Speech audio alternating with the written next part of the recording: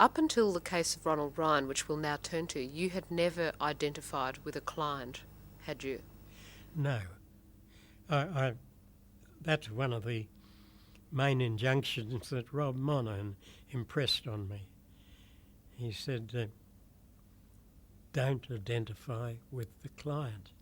And earlier than that, in the first time when I was at Roy Schilling's, first time I saw a man I knew sentenced and going to jail, I was waiting outside for him to be placed in the Black Maria for the single trip to Pentridge, when a very experienced criminal lawyer, N.H. Sonnenberg, said, "What's the matter, son?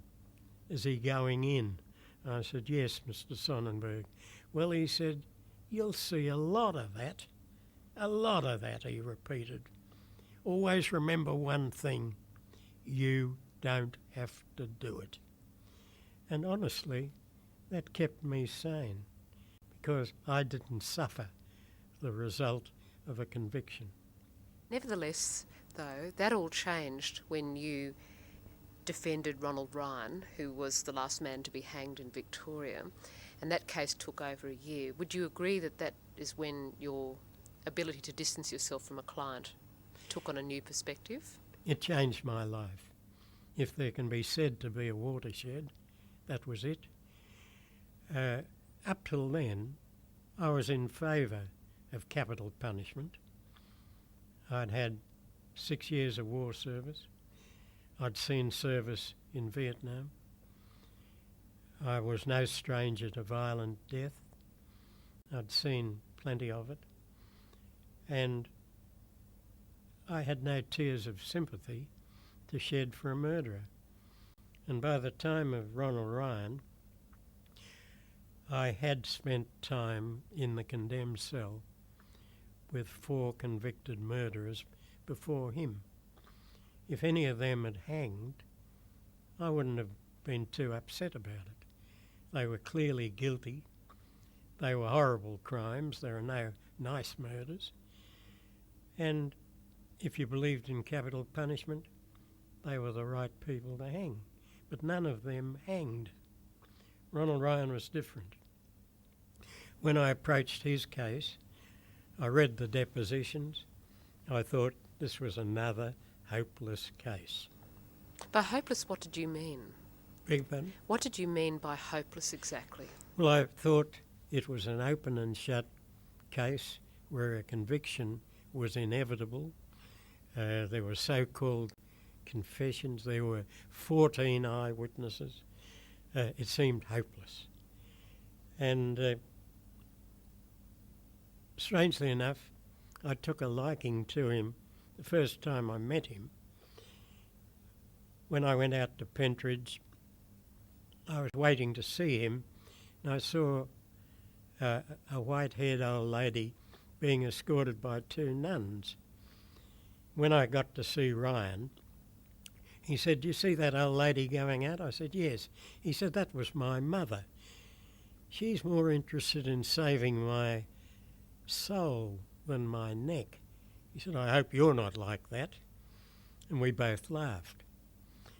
And then, if I might translate that to the end, the last time I ever saw him was the day before I took off for London to hear his appeal in the Privy Council. And I told him quite frankly I thought I'd lose. And the only thing I had going for him was time, that if I could postpone or delay the hanging long enough, public opinion might sway the political balance in his favour and prevent a hanging. He smiled, shook hands with me, and he said, "You know, mate, we're playing time on. If you don't kick a goal soon, we're going to lose this match." You couldn't hate a man like that. He was never sorry for himself. He said to me many times, "We've all got to die sometime." But he said, "I don't want to go this way for something I didn't do." And he never resiled from that. And I can't help feeling with the rapport we had between us, that at the end, when his cause was hopeless and he was going to hang, I believe I'd have been the one person he'd have told, oh well, we gave it a go, bad luck we didn't make it. But nothing like that took place. The last thing that happened, I believe, was that he wrote me a letter which I never got. Clearly some warder took it. It may turn up in Sotheby's, but in it, and I know from Father Brosnan, who attended him at his hanging, what was in that letter. It was full of gratitude to me for what I had done and thanking me for it and asking that I attend his hanging, because the last memory on earth that he wished was to see the face of a friend. He also asked that I go to his requiem. I did neither.